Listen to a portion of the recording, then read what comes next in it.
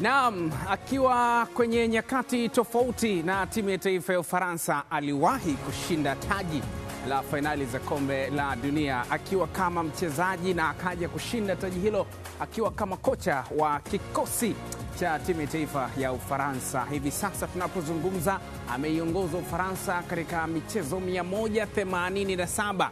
Leo ni mchezo wake wa 188. Hapa na mzungumzia Didier Deschamps, miongoni mwa makocha ambao wamebeba CV nzuri na kuifikisha Ufaransa kwenye fainali mwaka uliopita ama msimu uliopita wa fainali za kombe la dunia mwaka 2022.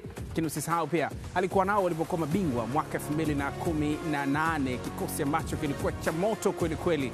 Leo swali ni je, watashinda mchezo huu ili kumwaga vyema kocha huyo ambaye ameitumikia timu ya taifa ya Ufaransa kwa nyakati mbili tofauti na kwa mafanikio makubwa, ama wanapoteza mchezo? Pasina shaka matumaini ni makubwa kwa upande wao kumpambania kocha huyo ambaye ameiwakilisha timu hiyo kwenye level tofauti tofauti, na kama watamwaga sasa akimpisha Zinedine Zidane kwenye kikosi hicho, basi wamwage kwa ushindi angalau kwenye ile medali ya shaba ya mshindi wa tatu, waweze kuondoka na chochote kitu. Lakini ukiacha hilo, eneo lingine kubwa na lenye mjadala mzito ni kwenye nani atakuwa kinara wa ufungaji wa mabao kwenye fainali za kombe la dunia. Licha ya Ufaransa kuondoshwa kwenye hatua ambayo imepita kwa maana ya nusu fainali, leo hapo kwenye mchezo wa kutafuta mshindi wa tatu. Lakini Kylian Mbappe ana nafasi ya kumaliza kinara upatikaji mabao, kwa sababu mpaka sasa wenye magoli mengi wako wawili, wote wana magoli 8, wanatofautiana assist tu. Hapa namzungumzia Kylian Mbappe pamoja na Lionel Messi. Nani kwa Mbappe hii leo?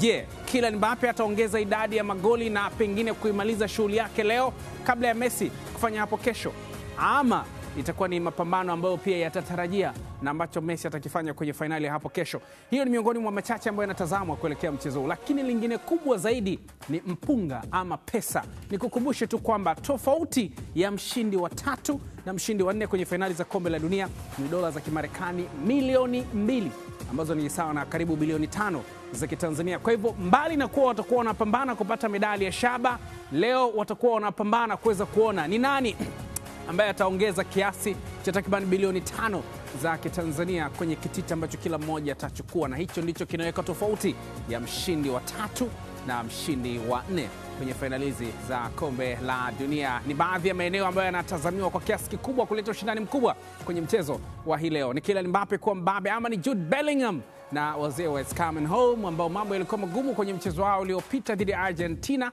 baada ya kukubali kichapo cha magoli 2-1 mwishoni dhidi ya Ufaransa, ambao walikubali pia kichapo dhidi ya Lamine Yamal na wenzie. Hapa na wazungumzia Hispania, mabingwa wa fainali za kombe la dunia mwaka 2010. Karibu na mezani, nipo na jopo la wachambuzi watatu hii leo.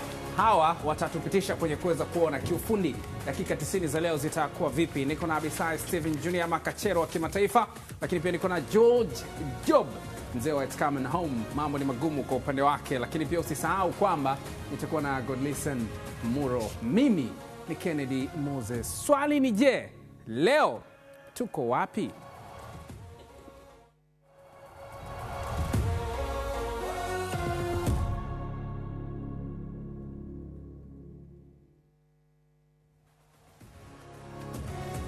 Naam, kama ilivyo kawaida, leo bado tupo Marekani. Tunaendelea kufuatilia namna ambavyo tunaendelea kuzikata zile mechi 104. Tulikata mechi 102, zilisalia mechi 2. Ya pili ni hii, imesalia moja sasa, kwa sababu hii tumekwisha ianza kuichambua, inapigwa usiku huu.